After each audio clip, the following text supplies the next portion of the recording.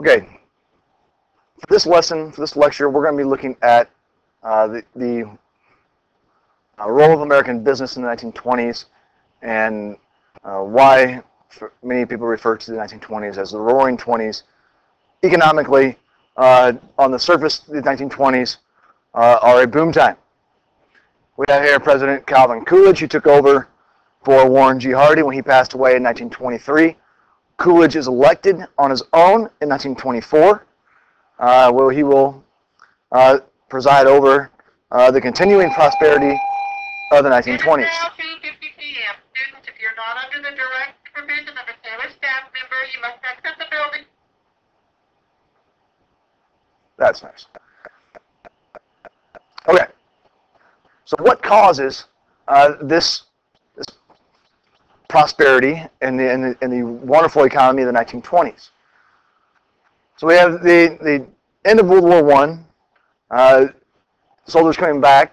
You see here on the screen where the GNP, or today GDP, goes from 70 billion in 1922 to 100 billion in 1929.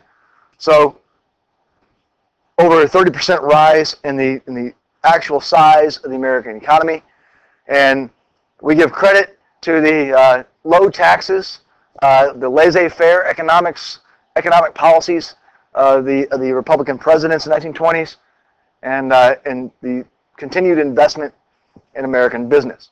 There are some other factors that we'll look at as well. And this expansion led to higher wages. You'll see that wages here increase basically, it's in line more or less with GDP up top. The average income rises to $700 a year. The more money you have in your pockets, the better you feel about yourself. The standard of living rises. People have more money to spend. And we move into a consumer society in the 1920s. Perhaps no other product in the 1920s was as important to the economic expansion as the automobile. Here's Henry Ford's Model T. The rapid expansion of the automobile industry is one of the primary drivers of the economic growth in the 1920s. In the 1990s, the rapid expansion of the computer industry gave the 1990s its economic boom. In the 1920s, the car is the high-tech new thing that's going to drive the economy. You can see here on the assembly line, it goes from taking a car that would take 12.5 hours to build, you can build one every 90 minutes. The price of the automobile decreases to the point where by 1924, it's a household item. Nearly every family in the United States, middle class, even lower class, could also afford a car. And in 1909, it was a luxury item, and by 1924, it's an everyday item.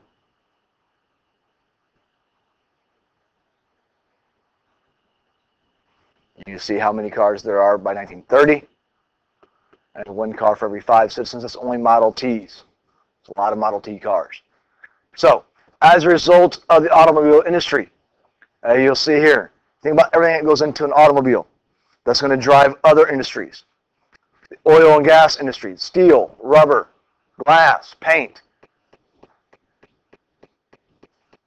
Not only do you have already big companies like Standard Oil changing the way they do business and moving from selling kerosene to gasoline, you have companies like Goodyear, B.F. Goodrich.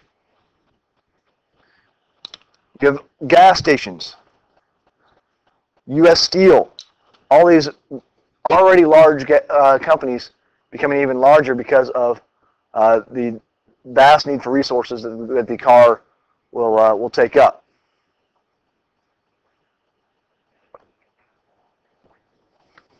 And one of the big effects of the automobile would be the now rise in travel in the United States, how much easier it becomes to travel throughout the U.S. You see this map down here in the bottom left-hand portion of this screen. This is approximately the route of Route 66 the most famous highway, perhaps in American history. Get your kicks on Route 66. This is obviously here in the 1920s. The effects of the automobile: you have the construction of paved roads. It's a very labor-intensive job. It's going to provide a lot of manpower, a lot of jobs involved in road construction in the 1920s. Motels, people can now go shopping. Gas stations, auto repair shops. Think of how big of an industry that would become. Drive-in restaurants, little things like stoplights. The first stoplight actually occurred in Cleveland, Ohio. The Holland Tunnel in New York. And of course, urban sprawl, the growth of suburbs.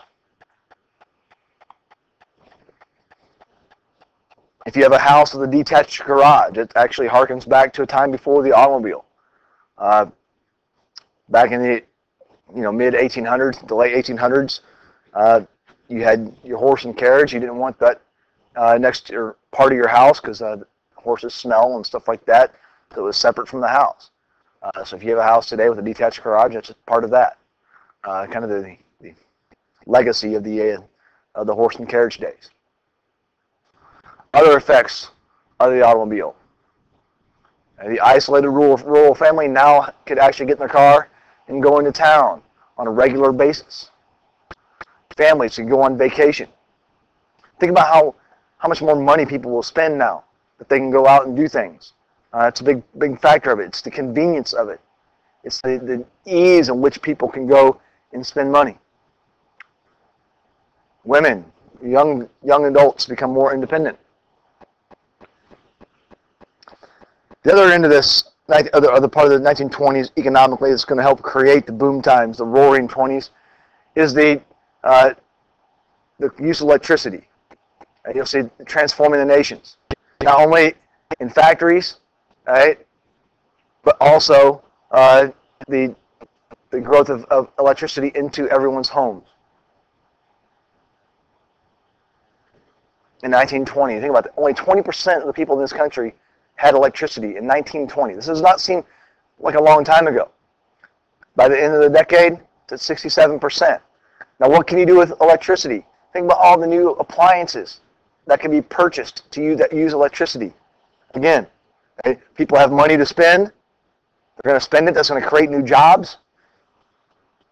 Whole new industries will develop because of electricity. Things become cheaper.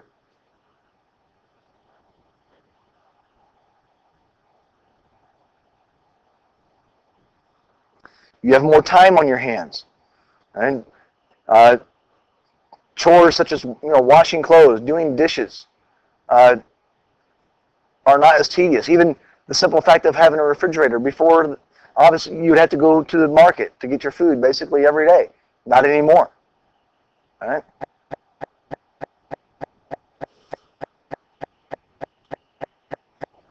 So, kind of to cap this all off here, what are the reasons for our prosperity in the 1920s? Pro-business economics, high tariffs on foreign goods. The Ford-Mecklenburg tariff, 60% tariff on all foreign goods. That's going to encourage people to buy American products. The vast industrial expansion, especially when it comes to the development of the automobile and the electronics industry. And then people's desire to purchase consumer products. Higher wages equals more purchasing power. What are you going to buy? You're going to buy cars, you're going to buy refrigerators, toasters, irons, etc. The other factor of the 1920s that we need to take a look at here, though, and what's going to lead to the next unit, the Great Depression, is not only are people have more money to spend because of higher wages and the prosperity of the 1920s, but part of the prosperity of the 1920s is because people are spending money that they don't have. One of the common themes that are connections of the 1920s to modern America is that people went further and further in debt to support their prosperity. Back then, there were no credit cards, but they had installment plans. which you go essentially works the same way, but you'd work it out with your local business, and you could buy goods over an extended period of time. You don't have to put as much money down. You could have a nice little monthly payment. Right? And this became a big thing in the 1920s. It allowed people to feel wealthier because it's hard to save up a lot of money to buy a big nice new refrigerator, but it's pretty easy to say, oh well, I can afford $12 a month, and if before long I have $12 a month here, $12 a month here, and $15 a month there. And this is how people bought a lot of stuff during the 1920s. This is why the 1920s are considered kind of a superficial economy in a lot of ways. For the wealthy, the 1920s were great. For a lot of other people, the prosperity of the 1920s was built on the installment plan and on credit. And when times get rough, starting in 1929 and 1930, it's much more difficult for those that are in debt to save themselves. So that's one of the lessons of history here with the 1920s. And we know, of course, that the Great Depression will begin.